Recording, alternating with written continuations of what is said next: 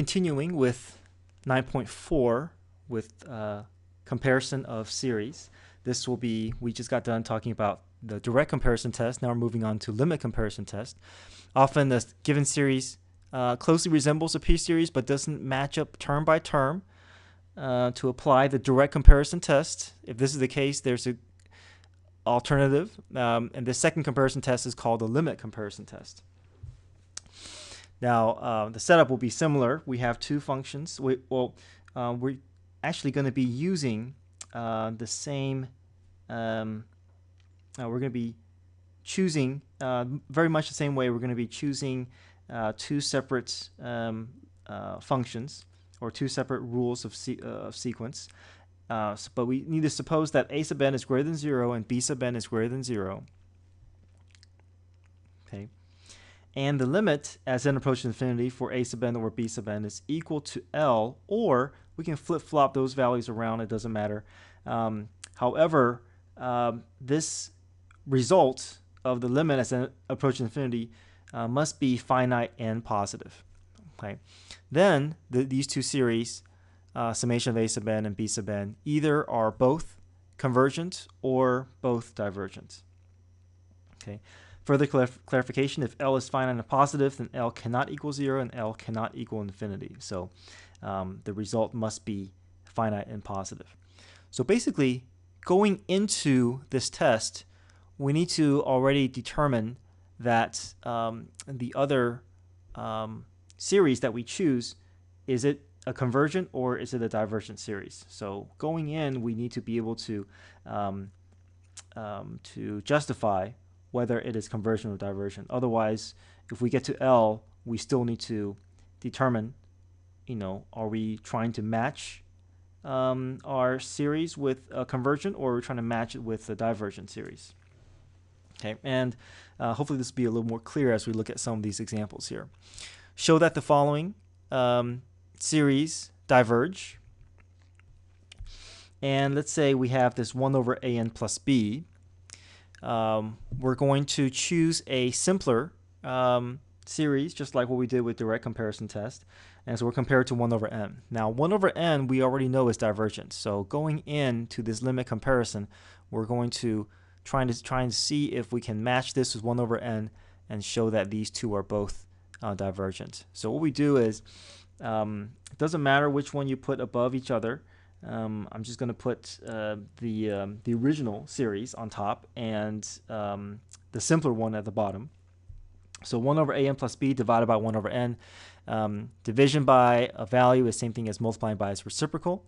So I can think of this as n over 1 times 1 over an plus b, which is n over an plus b. We find the limit as n approaches infinity. The degrees are the same. We just look at then the leading coefficient, which is 1 over a. A is a constant and it's greater than 0. So it is finite, it is positive.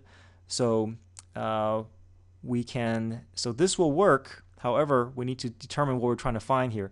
We're trying to show that this 1 over n and this 1 over an plus b are both have both the same characteristic or same behavior. 1 over n is divergent. The limit of one series over the other produces a finite and positive value. So therefore, since 1 over n is divergent, by limit comparison test, 1 over an plus b diverges as well. Okay. Limit comparison test works well when comparing complex algebraic series with the p-series. To choose the appropriate p-series, make it match up with the highest power of the more complex series. Okay, match up with the highest power. So let's look at some examples here. 1 over 3n squared minus 4n plus 5. This looks like a p-series, because of this n squared, so we're going to choose 1 over n squared to match with this original series. Oh, and by the way, we should be testing nth term test for divergence, and nth term test here is inconclusive because the denominator goes to 0. The denominator will go to infinity faster than the numerator, and so that will force this to be 0. And if the limit of our sequence goes to 0, our nth term test is inconclusive. So we choose 1 over n squared, and we're going to go through a limit comparison test, a limit as n approaches infinity of the original series over the simpler one, or vice versa, doesn't matter. Dividing by a fraction, multiplying by its reciprocal, so I pull this n squared up top, and to find the limit, we see the n squared matches, so we can simply take the coefficient, which is 1/3. 1/3 is positive, and it is finite. And because we've established that 1 over n squared is a convergent series, therefore by the limit comparison test, this series, the sum, will converge as well. Second example here, 1 over square root of 3n minus 2. This nth term test also inconclusive. So we choose 1 over square root of n that matches to be a simpler version of the original. However, 1 over square root of n is divergent series, so we're going to try and show that this is also divergent as well using limit comparison test.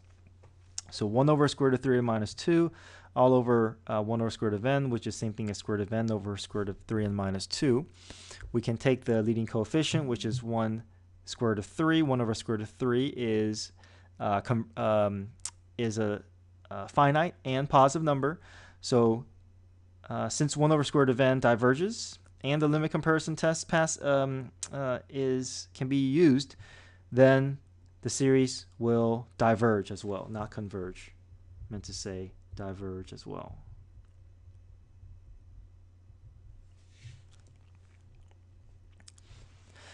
All right, next one here, n squared minus 10 over 4n to the 5th plus 3.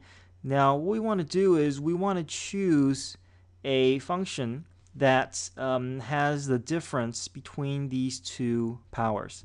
So n squared over n to the 5th, we can simplify that to be 1 over n cubed, since that's the difference between those two powers.